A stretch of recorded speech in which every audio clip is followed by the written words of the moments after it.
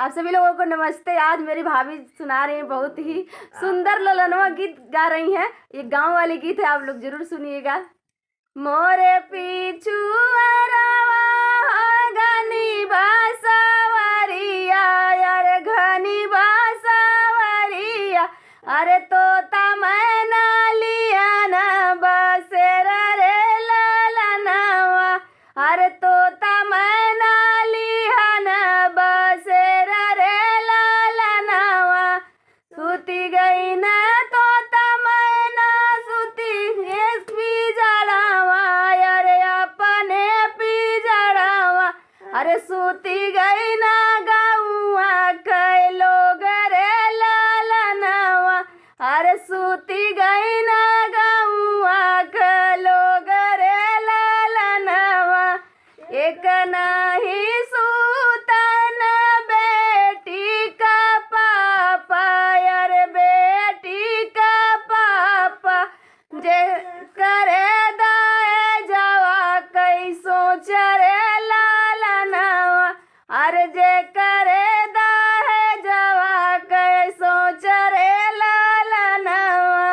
मोरे पीछू अरवा हो घनी बासवरिया, अरे घनी बासवरिया, अरे तोता मैना लिया ना बसेर रे ललनवा, अरे तोता मैना लिया ना बसेर रे ललनवा।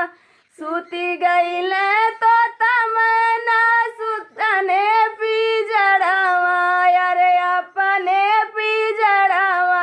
सुती गई न गौआ के लोग रे ललनवा, अरे सुती गई न गौआ के लोग रे ललनवा।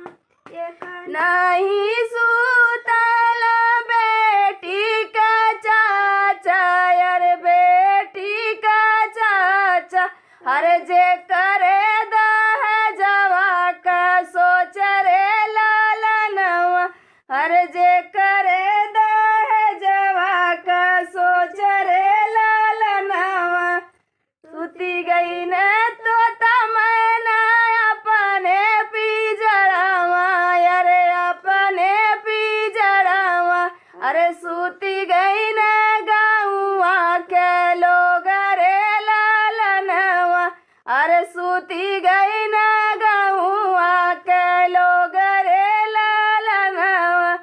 एक नहीं सूतल बेटी का भैया, अरे बेटी का भैया, जे करे तिलकिया का सोच रे ललनवा, अरे जे करे तिलकिया का सोच रे ललनवा। आप लोग बताइएगा ये ललनवा गीत कैसी है। गांव वाली है ये। अभी मेरी भाभी तैयार हो रही है।